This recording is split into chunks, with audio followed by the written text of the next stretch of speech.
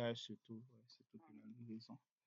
Et pour vous approvisionner en matières premières, ça, Mhm. les circuits, ça fonctionne quand même des autres pays Oui, vers ça Haïti. fonctionne, mais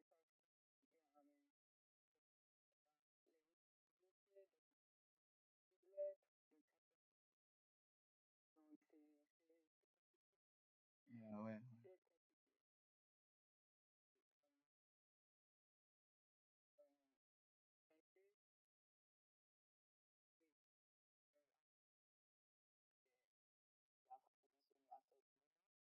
D'approvisionner assez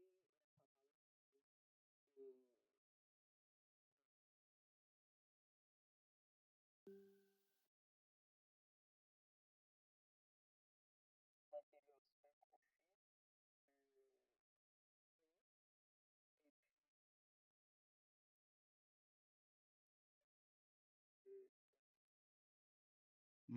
D'accord. Ouais, ouais, c'est bien. Bon, c'est comme ça, il faut faire avec, hein. Ouais, bon. Ok. Bon, bon, je pense que je suis prêt. J'espère que il faut que je teste le micro pour voir si ça marche. Parce que je peux le lancer et après rien ne marche pas. Ça peut arriver. Ok, Hum, donc Oui, oui, oui. Ben, sinon, ok. ok, bon, je ne sais pas si vous avez accès sur votre mobile, si vous avez accès à Zoom ou bien d'autres applications, comme ça, ce serait plus Oui, pratique pour moi. Bon, ce que je vais faire, je vous envoie un lien Zoom maintenant. Comme ça, d'accord. ce sera plus facile pour moi, comme ça, j'enregistre automatiquement. Alors, je vais utiliser lien. Donc, sur le Zoom. Oui, oui, sur le Zoom, dans Ok. maximum 5 minutes. Eh bien, ok, d'accord. À tout D'accord. de suite. À tout de suite.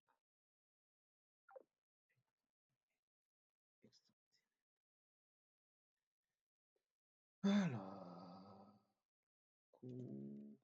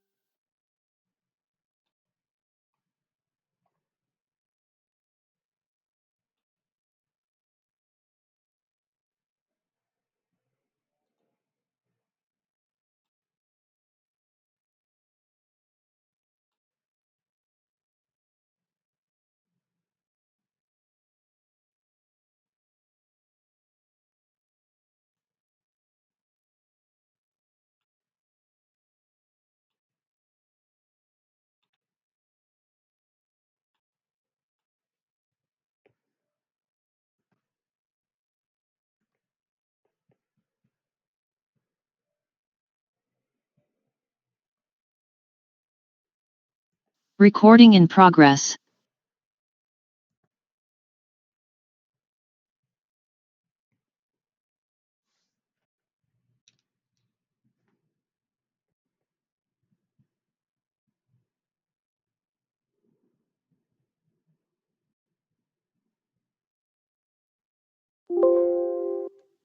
Allô, bonjour. Oui, bonjour. Oui. Là, c'est bien, vous m'entendez? Oui, je vous entends. Et vous? Oui, très bien, ça passe très bien, très clair. Ok, magnifique. Bon, comme je sais que vous n'avez pas beaucoup de temps à me consacrer, comme ça, je vais profiter rapidement. Alors là, ma première question, ouais, bon, ça, on verra après. La question, c'était concernant la première question, c'était concernant le recyclage. Est-ce que vous pouvez m'expliquer qu'est-ce que ça signifie en votre propre thème, notamment? Bon, pour moi, le recyclage des déchets, c'est la réutilisation de déchets pour transformer ce déchet en quelque chose qui peut être utilisé et encore. Donc, prolonger la vie de ce déchet-là pour que ce déchet ne soit pas juste jeté, mais réutilisé pour quelque chose de productif ou quelque chose de bien. Donc, donner une autre vie à ces déchets. Alors, vous voulez dire donner une seconde vie à ces déchets et ces déchets seront considérés soit comme des matières premières ou bien en d'autres produits? Exact, exact. D'accord. Donc, c'est vraiment de rendre ce déchet-là utile à quelque chose. Ok, d'accord. Ok, bon, par rapport à Haïti, quelles sont les matières ou les déchets que vous considérez comme recyclables? Mhm. Oui. Alors, premièrement, il y a des déchets organiques, par exemple, les pelures de fruits, de légumes, certains restes de nourriture, par exemple. Euh, Tout ça, pour moi, il y a beaucoup de déchets organiques qui pourraient être recyclés et utilisés pour faire du compost, pour faire de l'engrais. Donc, je pense que ça, c'est un élément important et qu'on aurait pu recycler en Haïti. Maintenant, en plus de ça, il y a les plastiques, par exemple. Il y a certains plastiques qui sont recyclables et nous avons une certaine expérience à Caribbean Bottling Company. Nous avons fait plusieurs expériences pour pouvoir recycler les déchets en plastique. Donc ça, je pense que dépendamment du type de plastique, il y a des opportunités là. Il y a des déchets, par exemple, des batteries des batteries de véhicules, des pneus de véhicules, par exemple, des cartouches d'encre. Maintenant, il y a d'autres déchets comme le fer qui peut être recyclé. Et je sais qu'on fait ça en Haïti. Il y a certaines entreprises qui collectent le fer pour pouvoir recycler cette matière-là. Donc, voilà. Donc, tous ces déchets peuvent être recyclés. Je pense il y a des efforts qui se font déjà, qui ont du succès, mais je pense que surtout au niveau des déchets de produits organiques, je pense qu'il y a beaucoup plus d'efforts qui peuvent être consentis dans ce sens-là et qui peuvent augmenter la résilience d'Haïti et de notre économie et de notre production. Parfait. Alors bon, alors par rapport à ces déroulés, ces exemples, hein, et ces connaissances que vous partagez avec moi maintenant, alors moi j'ai quand même une question, c'est de savoir d'où vous avez appris toutes ces connaissances sur le Bon, recyclage des déchets.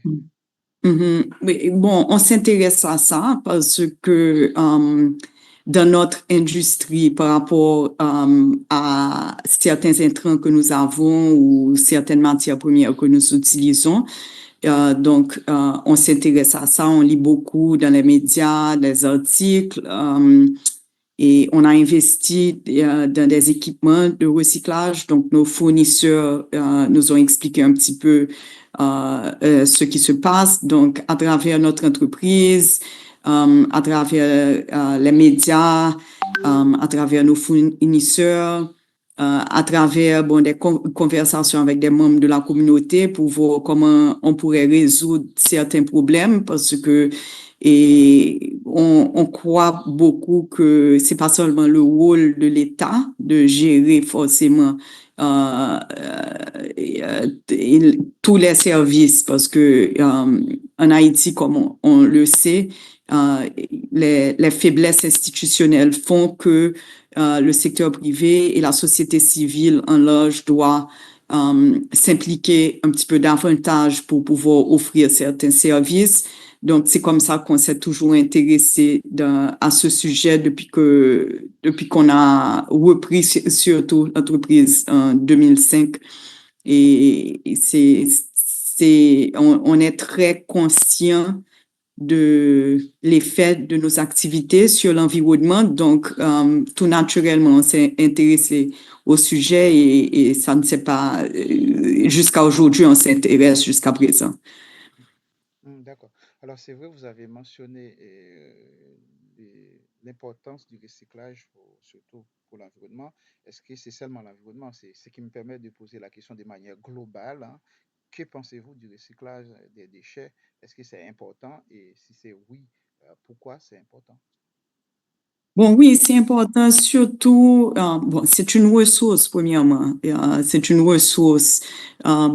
Et comme toutes les autres ressources, si on peut capitaliser sur cette ressource et ne pas la gaspiller, c'est un atout. Donc, ça, c'est la première chose.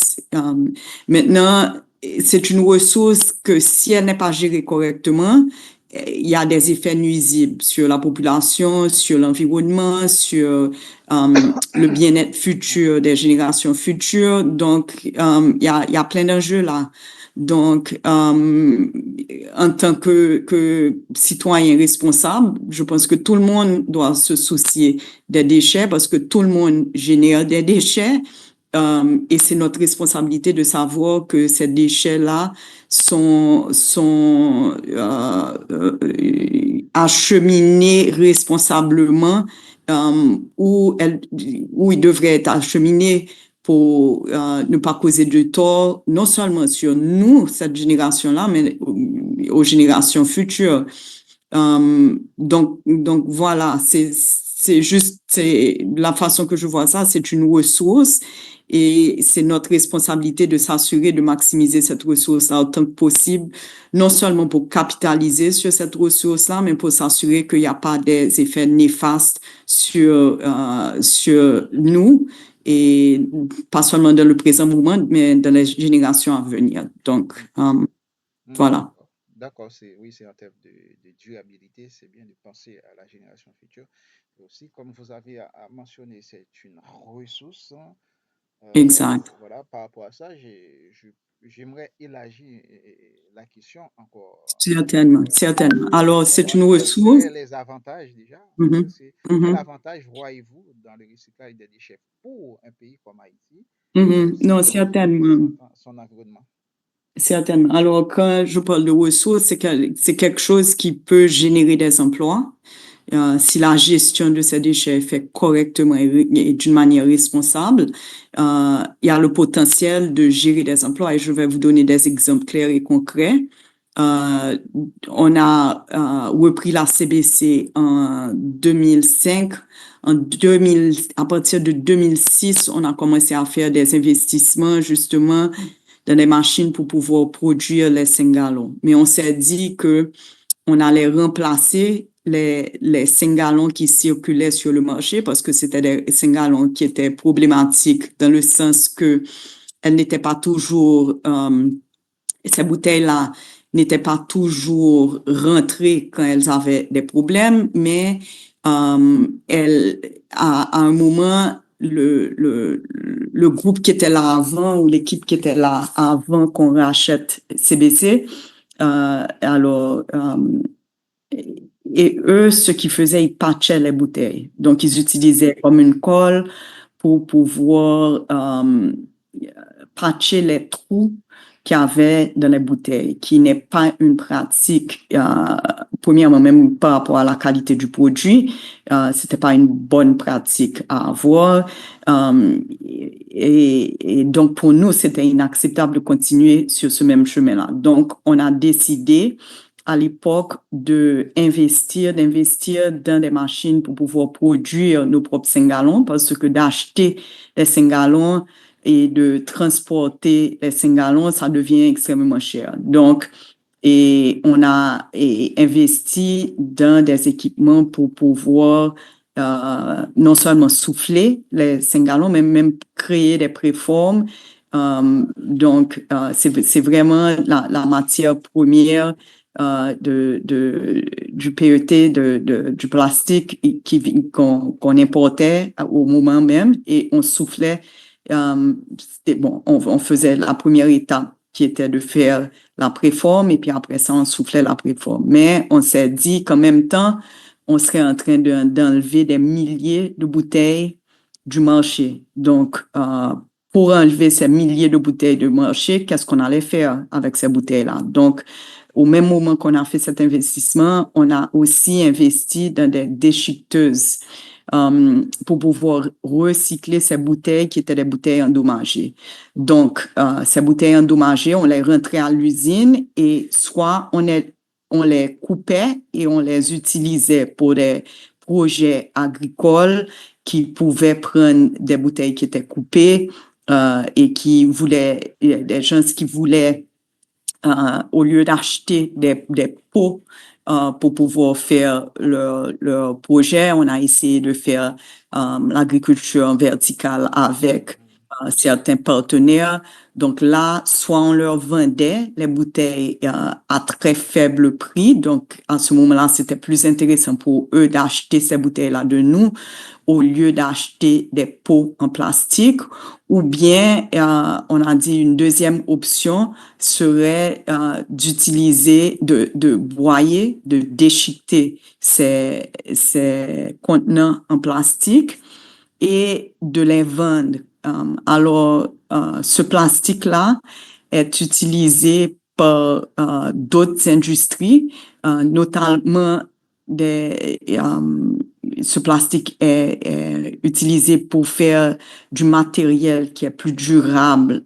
Donc, par exemple, il y a des types de polyester qui utilisent le plastique recyclé de bouteilles, ou bien vous avez du matériel qui ne permet pas à l'eau à pénétrer. Donc, ce ne sont pas simplement des tissus, mais ils utilisent de la matière recyclée de bouteilles en plastique. Ou bien, il y a des bouteilles en plastique qui sont faites de matière recyclée. Donc, il y a des compagnies étrangères et notamment, pendant un moment, la Chine était un grand consommateur de ce genre de bouteilles. Donc, il y avait 2 façons à l'époque de vendre les bouteilles, les déchets, soit déchiqueter ces bouteilles-là, ou bien dans le cas de bouteilles de jus, par exemple, qui sont dans les rues, à l'époque aussi, par exemple, la Chine achetait des bouteilles compactées qui étaient des bouteilles sales qu'on arrivait à trouver dans les rues ou bien... donc, voilà. Donc, premièrement, on a commencé pour reprendre où on a commencé, comment qu'on a commencé dans le recyclage chronologiquement. On a premièrement commencé avec le recyclage des bouteilles de 5 gallons. Et cette opération-là continue au niveau de la CBC. Donc, nous avons des employés qui travaillent et au niveau de cette déchiqueteuse-là. Et ça va faire 20 ans que c'est une source d'emploi pour la CBC. Et comme je vous dis, on vend ces bouteilles-là. Et donc, nous avons des compagnies, là maintenant, c'est notamment des compagnies américaines qui achètent ces déchets-là de nous. parfois, on passe par des brokers, je dirais, ou bien des compagnies haïtiennes qui facilitent le recyclage et on vend ces déchets-là ou ce matériel recyclé-là. On les vend à ces brokers-là. Et même maintenant, il y a des producteurs haïtiens maintenant aujourd'hui qui ont développé une capacité d'utiliser ces matières recyclées encore dans la production. Donc, et tout ce qui est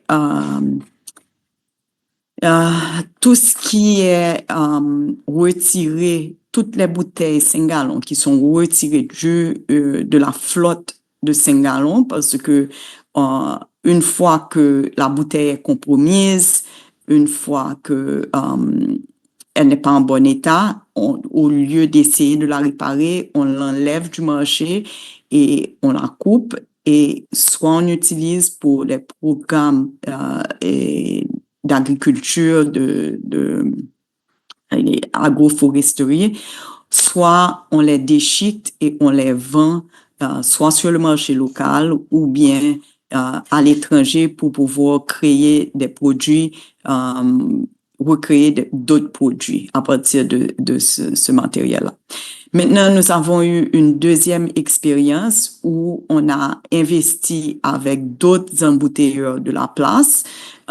Et quand je parle de d'autres embouteilleurs, vous les connaissez, c'était au moment La Brana, La Couronne, Tropique, L'Arco était là à cette époque-là.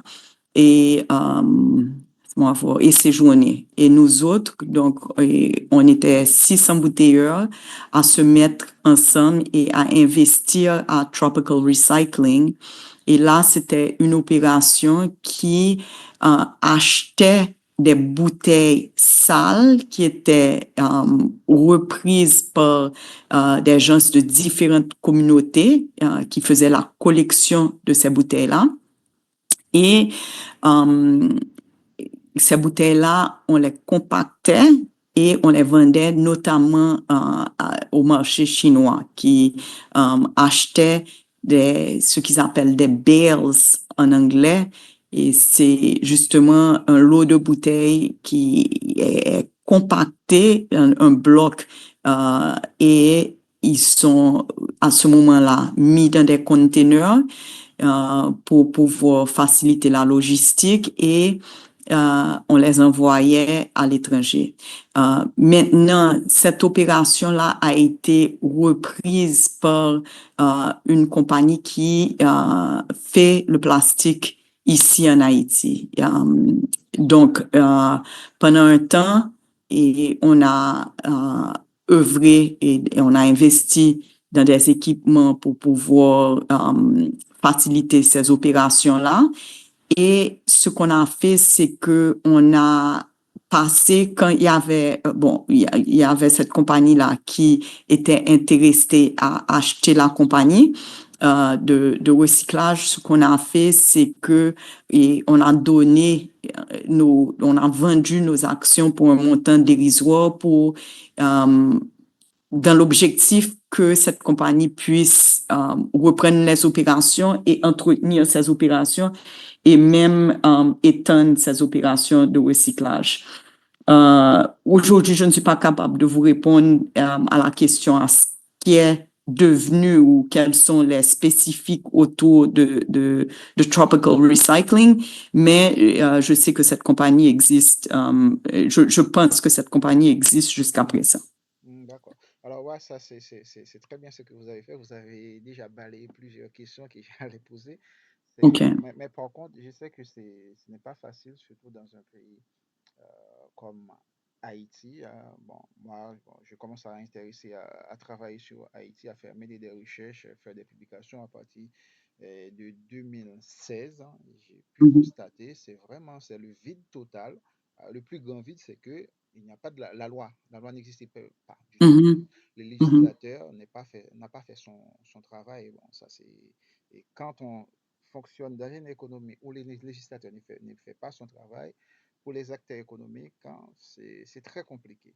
Alors, bon, par Mhm. rapport à ça, j'ai une question, c'est comment vous vous gérez, on va dire votre entreprise ou bien par rapport à votre expérience, vos expériences aussi, comment ça se gère déjà, le système de recyclage en Haïti? Est-ce que vous disposez des points de collecte, collecter les matières, et ou bien est-ce que vous avez des collecteurs aussi qui travaillent avec vous, qui sont rémunérés chaque fois qu'ils apportent les produits, ou bien qui font partie de votre base de données que vous pouvez faire appel à n'importe quel moment quand vous avez un besoin déjà de collecte de matière. Est-ce que, oui, j'ai failli oublier, est-ce que c'est seulement les matières en plastique que vous recyclez? OK, donc je vais commencer avec l'opération de CBC, qui est l'opération qui est pérenne jusqu'à présent, qu'on a commencé en 2005, donc il va y avoir 20 ans qu'on fait cette opération-là. Ça, les points de collecte, en fait, sont à travers nos propres camions. Ce sont des bouteilles usagées qui ne passent pas le contrôle de qualité qu'on recycle. Donc, en fait, c'est la flotte ou bien le stock de bouteilles que on regarde quelles sont les bouteilles qui sont compromises et là, on les met hors de service et on recycle ces bouteilles. Maintenant, ajouté à ça, on a des rejets industriels. Donc, là, c'est vraiment, c'est nous autres qui générons ces rejets industriels. Donc, on a un système où, une fois que ce rejet industriel a été constaté, on l'achemine vers l'unité de recyclage et on recycle cette matière-là qui est revendue. Donc, c'est pas une perte totale pour l'entreprise. OK? Donc, ça, c'est notre opération courante. Maintenant, dans le passé, quand on était impliqué à Tropical Recycling, je suis assez sûre qu'on a vendu Tropical Recycling en 2019 et vendu, comme je vous dis, pour un montant dérisoire. Donc, c'était plutôt presque qu'on a fait cadeau de nos actions à Tropical Recycling pour que cette opération puisse continuer. Maintenant, il y avait des points de collecte. Et là, c'était des gens de la communauté, peu importe qui ils étaient, mais ils venaient et avec leur lot de bouteilles qui transportaient aux différents points de collecte. Et à ces points de collecte-là, il y avait des balances. Donc, on pesait le plastique pour voir c'était quoi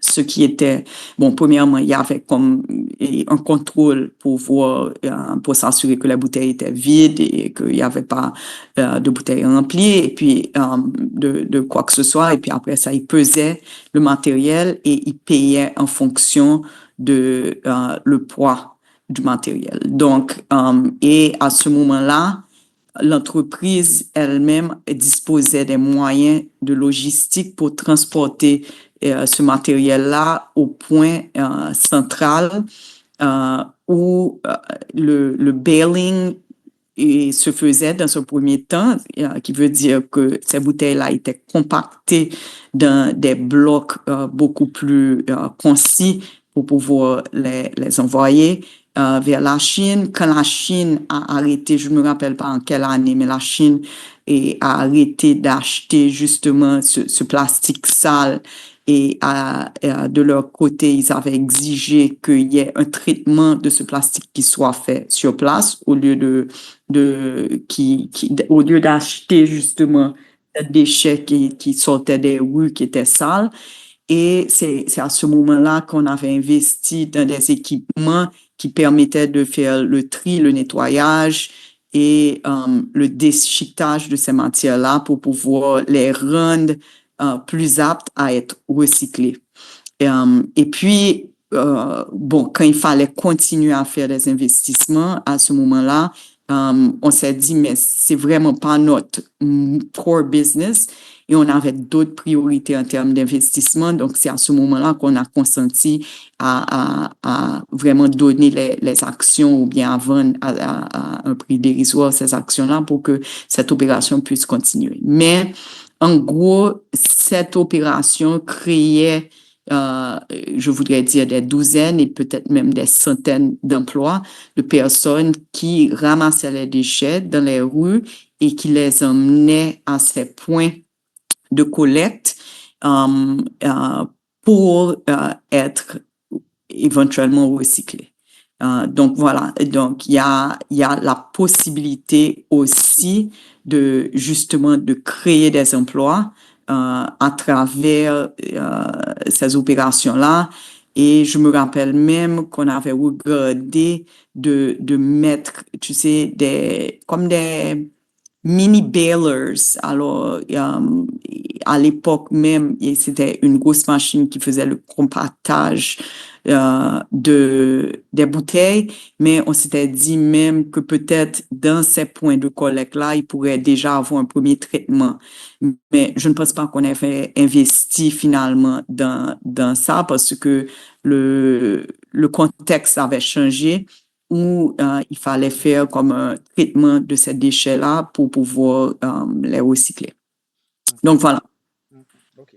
Bon, on va terminer. Ça. Vous avez tellement donné des informations, mais quand même, j'aimerais poser cette question de savoir quels sont les défis que vous avez pu confronter dans ce que vous faites dans le recyclage des déchets en Haïti, et d'une part, et également comment l'État haïtien pourrait contribuer à aider les entreprises déjà, ou bien à faciliter les entreprises qui œuvrent pour ces genres d'initiatives à mieux effectuer leur mission sur les terrains. Bon, il y a plusieurs défis. Premièrement, le premier défi, c'est la logistique dans tout ça. Et vous savez, comme c'est avec les problèmes qu'il y a en Haïti là maintenant, c'est difficile de faire circuler des biens, des produits. Donc, ça, c'est un enjeu à revoir. Maintenant, donc, problème de sécurité aussi pour les collecteurs, comment se rendre et justement au point de collecte, comment faciliter tout ça. Donc ça, c'est une première chose. Deuxième chose, c'est la législation autour de tout ça et les bénéfices. Donc, il faudrait vraiment avoir des avantages incitatifs pour pouvoir encourager les gens à se mettre dans ce secteur-là.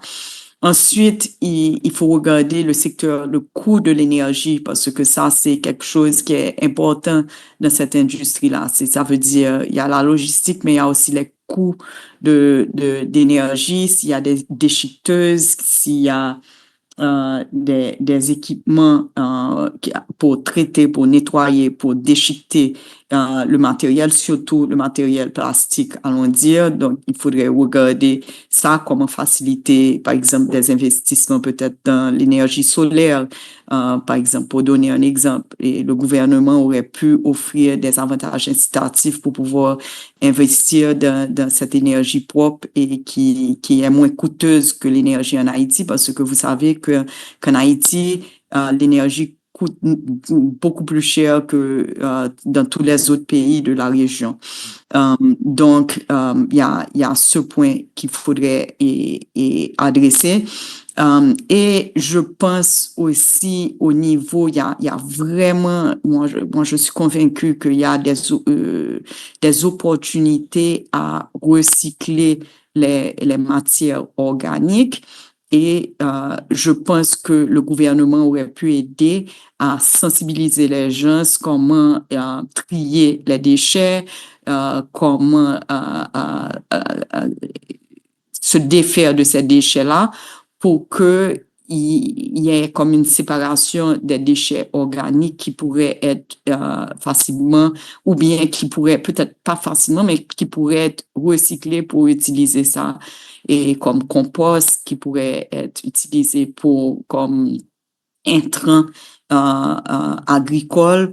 Donc, au lieu d'acheter des engrais qui sont importés et qui peuvent avoir des effets aussi nocifs sur la santé, peut-être le gouvernement aurait pu regarder à accompagner des individus et des entreprises qui chercheraient à investir dans des systèmes de recyclage et surtout de la matière organique. Donc, voilà. Ok, bon, avant qu'on se quitte sur l'entretien, si vous avez un mot à ajouter ou bien un point à ajouter à ce sujet, ce sera quoi?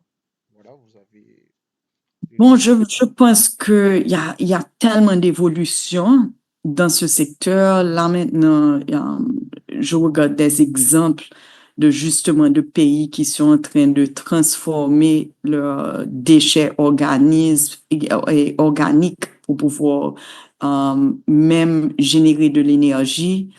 Euh, donc, il y a tellement de possibilités. Qui pourrait être un win-win-win situation. Ça veut dire qu'il y aurait des gagnants vraiment à tous les niveaux. Donc, j'aurais encouragé non seulement le gouvernement, mais le secteur privé, la société civile. On a un problème réel dans la gestion des déchets tout court en Haïti. Quand on regarde les rues qui sont jonchées de fatras et cette situation d'insalubrité qu'on vit en Haïti, j'aurais vraiment encouragé tous les secteurs à chercher des solutions pour pouvoir valoriser ces déchets-là.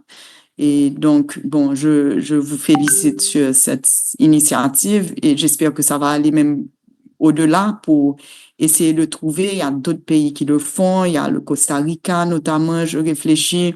Il y a d'autres pays en Europe ou en Amérique qui utilisent des modèles qui pourraient marcher en Haïti pour pouvoir valoriser encore davantage les déchets. Je pense que aussi, on pourrait avoir des campagnes de communication pour instruire la population, les gens, comment gérer les déchets, comment essayer de générer moins de déchets, premièrement, et puis comment et gérer les déchets qui sont là et comment capitaliser davantage sur cette ressource. Donc voilà, je pense que c'est un moment intéressant parce que combinaison énergie renouvelable, gestion de déchets pourrait être faite. Donc voilà, donc j'encourage ce genre d'initiative à pousser plus loin, d'aller plus loin, de trouver des investisseurs, de trouver des modèles avec une certaine pérennité, mais il y a des opportunités réelles dans ce secteur-là et des opportunités à saisir, quoi. Absolument. Oh, bon, je vous remercie pour toutes ces informations parce que les Haïtiens, des fois, je vois les Haïtiens, quand ils parlent du recyclage des déchets, économie circulaire, ils font souvent référence aux pays étrangers. Et pourtant, en Haïti, on a des acteurs qui sont investis depuis longtemps, c'est ça, à travers ce travail, cet ouvrage, cette recherche, je suis en train de mettre en avant pour quand on parle d'Haïti, pour on ne voit pas souvent ce qui se passe vraiment dans la rue et voir ce que les gens, les vrais acteurs, les acteurs font sur le terrain. C'est important.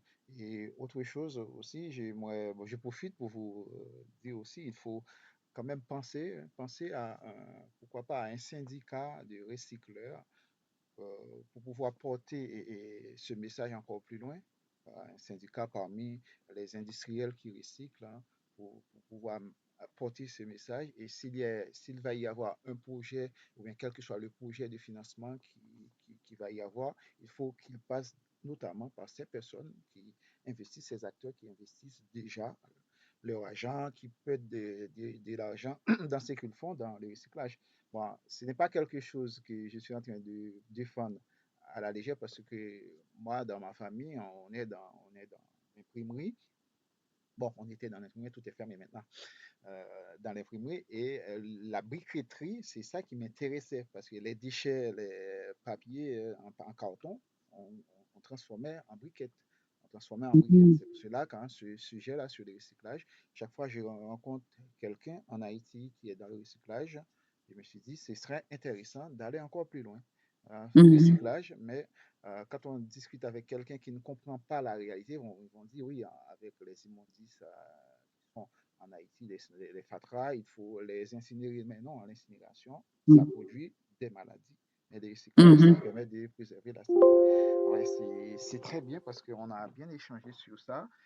C'est que je viens ici de voir, comme je fais partie d'un collectif sur Paris, peut-être de rédiger un article à partir de cet entretien, que vous aurez une copie de l'article d'une part qui va diffuser dans le réseau France-Amérique latine depuis la France-Amérique latine, d'une part, et aussi bon, qui va faire partie du dernier chapitre de mon ouvrage. Bon, j'espère que l'ouvrage va sortir en été, hein, l'été prochain, hein, d'ici juin, juillet. On va dire juillet, août, d'ici juillet, août, parce qu'il faut que j'envoie à la maison d'édition. Bon, c'est l'Harmattan.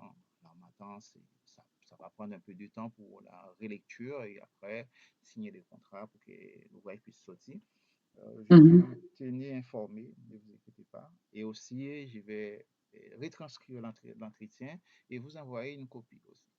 D'accord. Ce sera ça.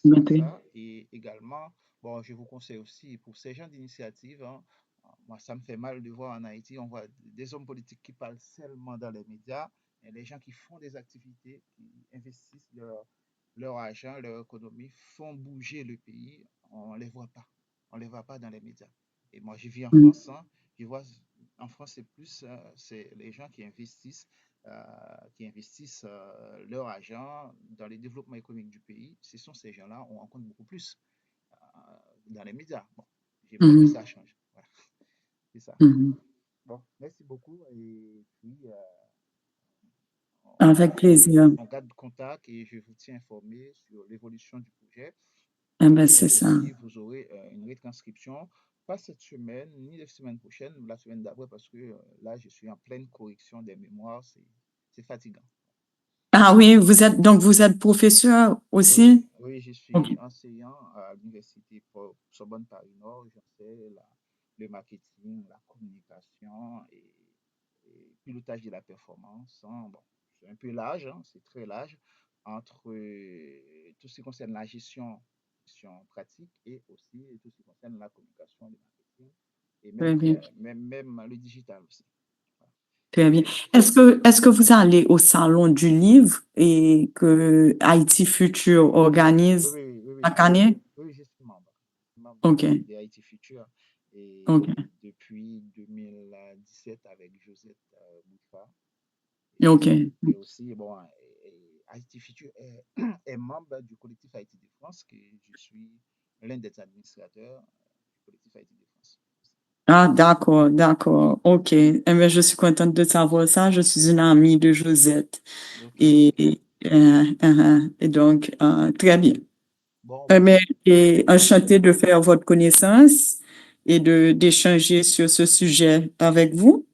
Et puis, bonne chance pour ce bouquin-là que vous allez faire sortir ou cette publication-là. oui, bon, Et ça, il n'y a pas de puis, problème. Bon, ça va sortir quand même parce que, bon, à la base, je suis ingénieur agronome de formation. Bon, je suis diplômé d'accord. d'Amiens en Haïti. Et puis, bon, quand je suis arrivé en France, j'ai fait des études en nutrition humaine et puis en gestion de projet, puis en marketing. Bon, depuis 2014, j'ai terminé ma thèse et je travaille en tant qu'enseignant. J'enseigne. Ouais, je commence à D'accord. m'intéresser à Haïti parce que ce que je vois dans les médias, c'est que quand ils parlent d'Haïti, c'est comme un pays qui n'a rien et pourtant il y a pas mal de choses. Bon, ces gens d'initiative, surtout ce projet-là, ça me permet de voyager dans le temps pour voir comment les Haïtiens étaient dans l'économie circulaire avant les Européens. Voilà. C'est ça que je suis en train de faire ressortir au grand public et de montrer ce que les Haïtiens font. Et aussi pour montrer ce qui se passe vraiment sur le terrain. Très bien. Magnifique. Eh bien, very good. Je suis contente de vous avoir parlé ce matin, donc on a pu échanger et puis on garde le contact. On garde le contact, Madame Bao. OK. Merci. Magnifique. Bonne OK. journée et à Merci. bientôt. OK, à bientôt. Au revoir. Recording stopped.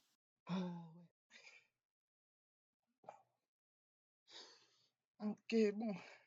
Ok.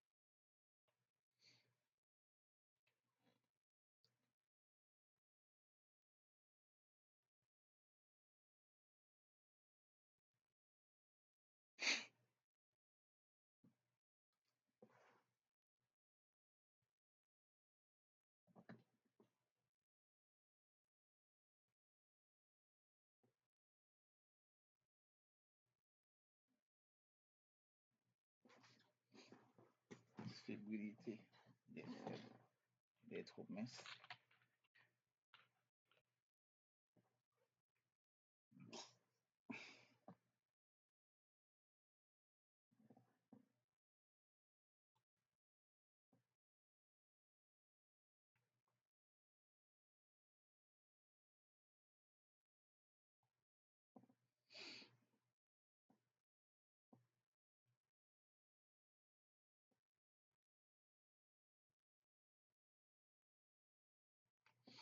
Ok.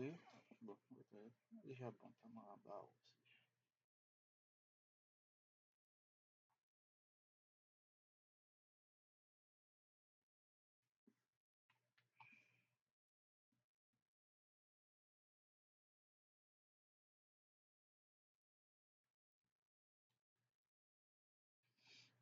Si vous ne comprenez pas, ce sont des coups d'éclat. On appelle ça des coups d'éclat.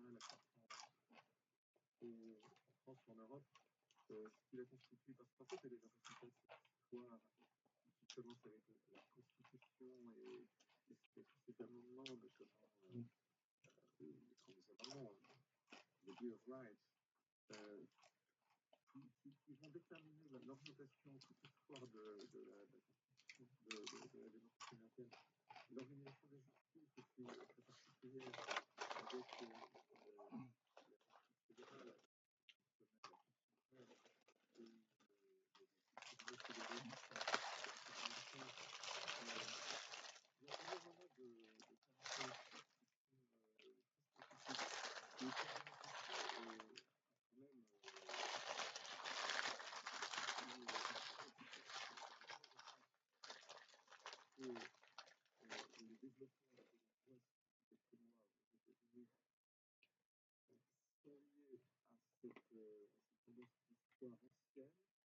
à des discussions ou à des polémiques ou à des débats juridiques et aussi quand même en dépendance de ce nouveau pouvoir présidentiel qui est devenu quand même assez précise pour finalement éclairer l'administration fédérale.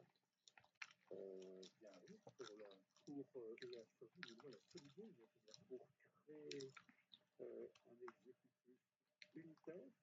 C'est l'un des débats juridiques de la alors que dans l'exécutif fédéral, il y avait des pouvoirs assez autonomes, des agences, des régulateurs autonomes, le ministère de la Justice relativement autonome.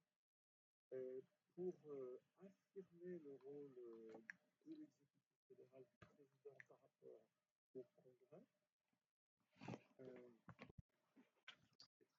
et on voit aussi des décisions prises de la presse, des critiques contre la justice. Je crois, moi j'interprète ça comme un mouvement de réaction contre l'évolution de la démocratie américaine Je veux croire que, je répète, la démocratie américaine sera aussi traverser cette période et de toute manière nous aurons assez rapidement des réponses à ces questions parce que la démocratie américaine est caractérisée par quelque chose qui est unique par rapport à ce qui se passe en Europe, c'est la fréquence des élections. L'une des deux chambres, la Chambre des représentants, est entièrement renouvelée tous les 2 ans. Tous les 2 ans. Et le Sénat, renouvelé par tiers, également. Donc les prochaines élections, au niveau national, auront lieu en Europe. Est-ce qu'on peut parler de 2 États, parce que des États désunis, c'est vraiment 2 sociétés qui se parlent plus? Oui, la polarisation est très forte. Ça ne veut pas dire que 50% des Américains sont actifs, 50% des Américains sont d'autres. Il y a bien sûr au milieu beaucoup d'Américains qui souffrent de cette polarisation. Mais incontestablement, déjà depuis longtemps, il y a une concentration monarchique très forte, notamment entre les côtes est et l'ouest d'un côté, qui sont très démocrates, et tout ce qui est au milieu, les flyover states, qui sont beaucoup plus républicains.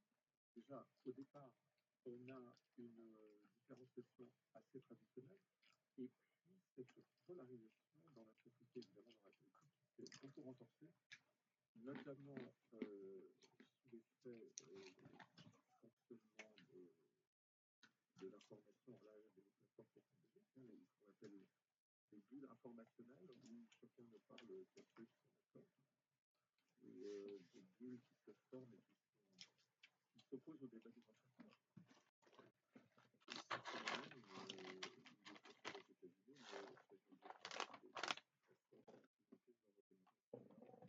Donc tout ce qui se passe dans la démocratie américaine n'est pas sans rappeler aussi l'évolution et les risques notre propre démocratie. Il y a des facteurs spécifiquement américains, mais il y a aussi des facteurs que nous constatons aussi en France, en Allemagne, au Royaume-Uni. Merci Yves Etienne de nous avoir touché non seulement dans la vie de France, mais également et surtout dans la société américaine. Merci encore à vous de cette invitation.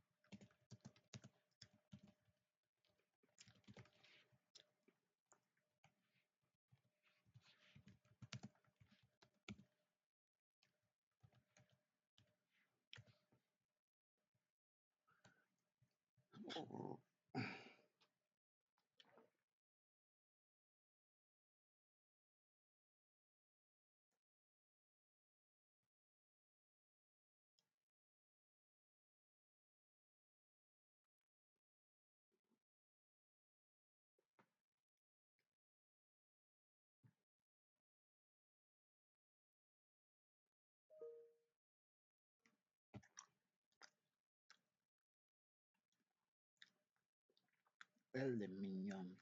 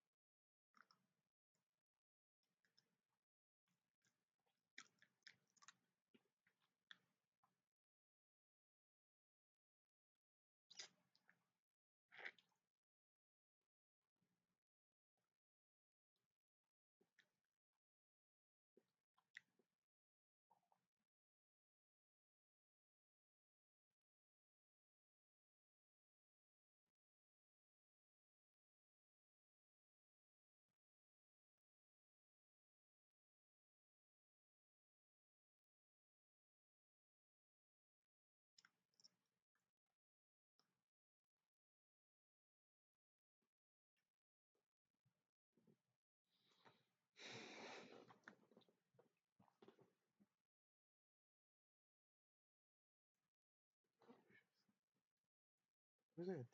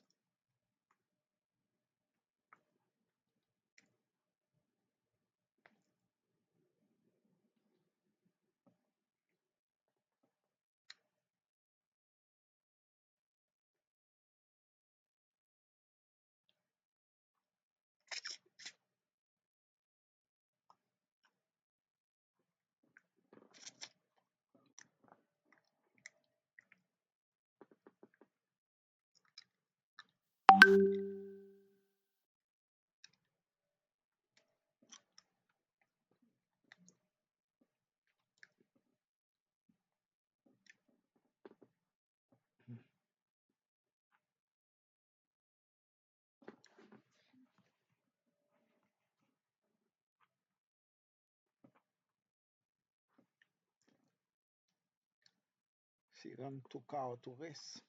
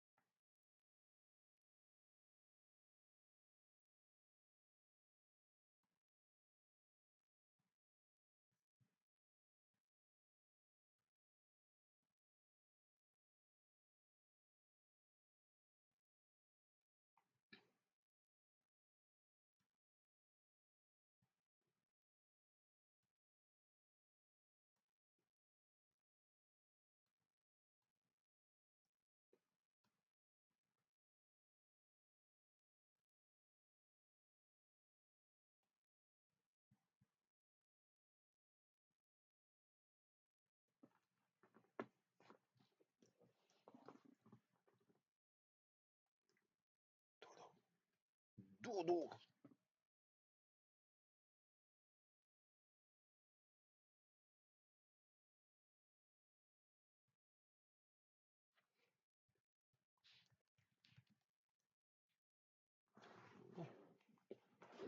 Dodo. Dodo.